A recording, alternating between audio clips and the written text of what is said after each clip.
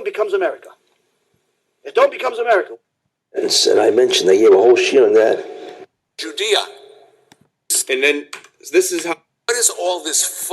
A different time. You can't read. So see, they're gonna heal the world, and we all hate them for no reason. It's just all part of it. And he's gonna help build the temple. No leader, and this is from Breaking Israel News, no leader in history has recognized Jerusalem as the capital of the Jews and Israel. He has already created a great tikkun, that's reparation, for the Christians throughout his unprecedented relationship with Jerusalem. Trump is the representative of Edom. Third temple will be built by descendants of Edom.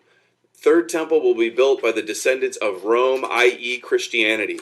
And without a doubt, Netanyahu views America as the new Rome. I can't resist repeating this, but I'm going to. I said to the secretary that the last time Pompeo visited Jerusalem didn't end that well. So he's referring to the 63 BC siege of Jerusalem, Pompey the Great of Rome, his conquest of Jerusalem, however, spelled the end of Jewish independence and the incorporation of Judea as a client kingdom of the Roman Republic, and that was followed up by the siege of Jerusalem in 70 CE. The Roman army captured the city of Jerusalem and destroyed both the city and its temple, led by the future emperor Titus.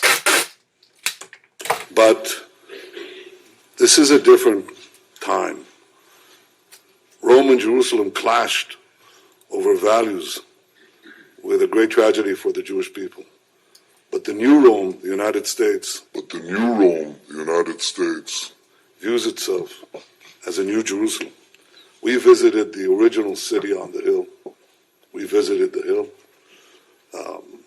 There is no greater friendship than the one between Israel and the United States. Let's go fast forward to the years. And then this is how much they really hate Rome.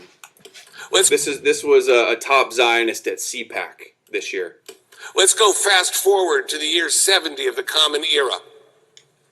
The Roman Empire sent the Roman general Titus to march on the kingdom of Judah. Titus, who went on to become Emperor Caesar of Rome, vanquished Judah, conquered Jerusalem, and destroyed the temple. You see here the boulders toppled by the Roman legions, which tell the tale of that destruction to this day. You know, the Romans did not have Polaroid cameras or CNN,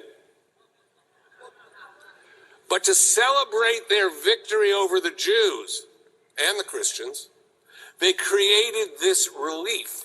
And the Christians, they try to throw it in like, oh, Christians, you're on our side. Really, they despise Christianity. They consider it idol worship. They consider you Esau. You saw all the attributes they give to Esau. Which you can see if you visit Rome and go to the Arch of Titus. It's right around the corner from the Colosseum. You can see the Roman soldiers carrying the sacred treasures looted from the temple in a victory march. You see the menorah there, which was one of the items which they stole. They say that the Colosseum was built with stones from the Second Temple. You know, people today might wonder, what is all this fuss about the temple? The Romans did not manage to snuff out the will for freedom, which we talk about so much in this conference.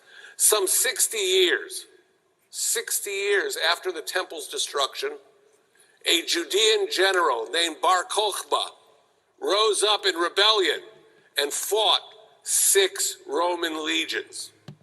Speaking of the Romans, one last historical fact before we continue.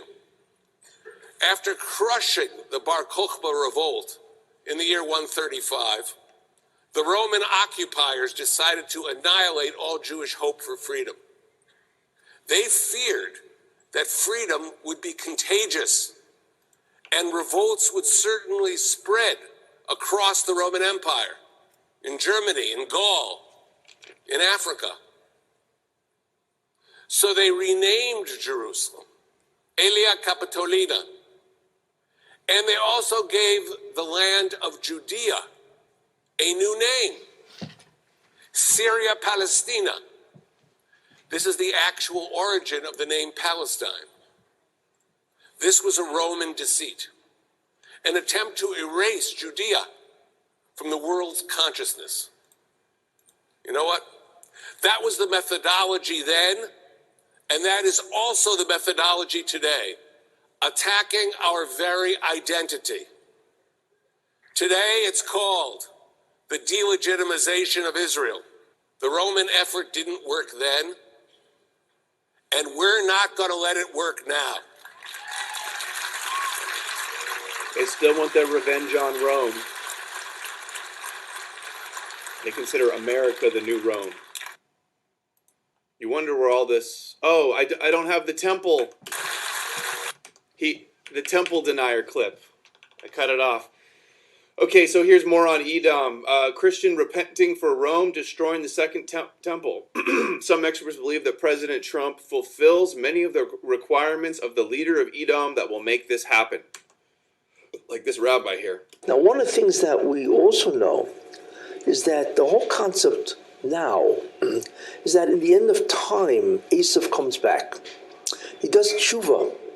He does repentance. And I mentioned, I gave a whole shiur on that quite a while ago. A whole concept of Esav, that he comes back and why he does tshuva and so on. And that God is allowing him to be part of what's called the tikkun process to help the Jews, restore the Jews to their greatness. We know that. So Trump is helping Tikkun Olam restore the Jews to their greatness. So they believe that Esau will return and that they will either become righteous Esau and help them and become Noahides and help them build the temple. And then there'll also be another aspect of Esau that will be destroyed with the prophecies of Edom. Telling the truth and when it is, so here's Chabad.org, telling the truth and when it is permissible to be less than honest. There are some circumstances under which one is allowed to be deceptive in order to recoup losses that are owed to him. They believe the temple was taken from Rome, so they are allowed to lie. They are allowed to be deceptive and lie about getting back their temple from Rome and from Christianity and Esau. And then here's an article, Jerusalem Post, where a rabbi suggests that Trump is the Messiah for the nation of Edom, Christians, and he is the king of Edom. Some more rabbis saying Edom is America, Christianity. Just like the Torah says, Edom is going to come back again, it becomes America. Edom becomes America. Why? Because America Edom, after all. Esav, who in modern day terms is really basically, certainly one of them is America. America is slowly turning, especially Trump, toward Israel. It's the end of days. It's really the iron of Esav, which represents Edom, which is the West, Europe, to get intermixed with Ishmael, which is basically Arabs. Esau, Edom, America, the West, is going to be intermixed with Ishmael, which is the Arabs. This is what they believe is happening in the end times. Could that be the root cause of all this multiculturalism agenda and the open borders and the mass immigration? And Muslims. How in the world was this ever going to happen if not for this refugee crisis? At the end of... they needed... The war on terror created all this destabilization and all these Arab refugees. What do you know?